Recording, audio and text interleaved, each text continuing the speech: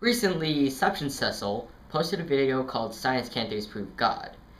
What he is saying is practically the Russell teapot theory, where it says you can't disprove that there's a teapot in orbit around Mars that's so small you can't see it from a microscope, but it's there.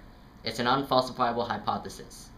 But the Judeo-Christian God is a falsifiable hypothesis. We know his properties, we know what he did, well, what he supposedly did, and we have disproved it through modern science. Now the Bible, the sole basis for the Christian religion, says that God created the universe 6,000 to 12,000 years ago, depending on who you ask. I've seen 6,000, as the most common. Anyways, this is false. We know from radiometric dating, carbon dating, the distance of celestial stars, the amount of time their light has to travel to reach Earth, and the rate of expansion of the universe, so on and so forth, that the universe is billions of years old, not mere thousands. Stephen Hawking did this. Not Bertrand Russell. Christopher Hitchens did this, and Albert Einstein, so on, so on, so on, and so forth.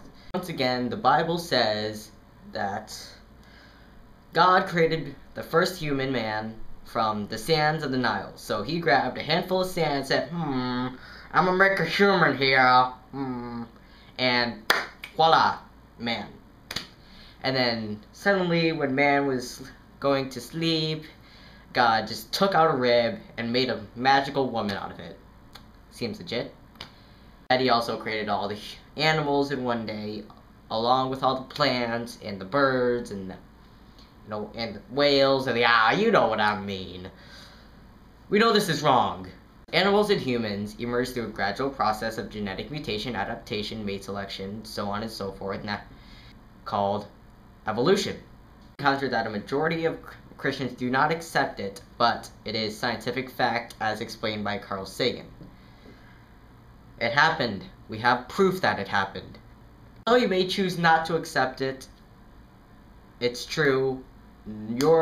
What you think has no bearing on the matter whatsoever. The Bible also says that disease is caused by demonic possession, saying, God has cursed you personally, so yeah, you have something wrong with you. Go. But this is before we knew about parasites, bacteria, and viruses, and before we knew about modern medicine. I know that the Earth is round because from space, we've launched man to the moon to look at the Earth and say, hey look, a sphere. We know this now. We know about plate tectonics and the water cycle. We know that when earthquakes are happening, because plate tectonics are moving, be it they're scraping each other, they're pushing each other, or they're moving away. And we know about the water cycle, which means water comes up, it creates water in the clouds, and then it comes back down. Simple enough. But the all-knowing Yahweh didn't know about these, despite the fact that he is supposed to be all-knowing. His knowledge was limited to the humans of his day. Isn't that odd?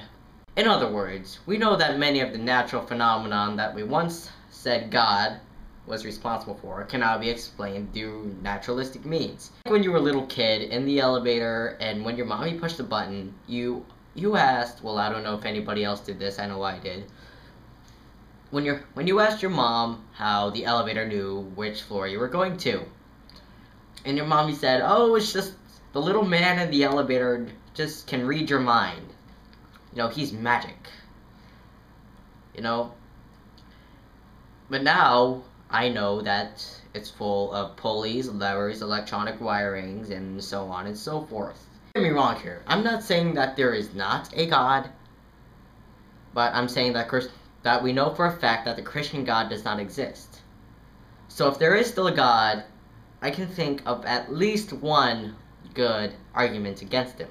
We look at the universe and all it is and say, wow, this is really complicated. But how did this come to be? And someone else, who believes in, volcanoes or something, says, well, it was created by Volcanus. You know? And he created everything because he's just like that. And doesn't that naturally lead you to the question of, where did Volcanus come from? The deist hypothesis seems like it's trying to solve a complex riddle by presenting humanity with an even more complex riddle with no real reason to believe it.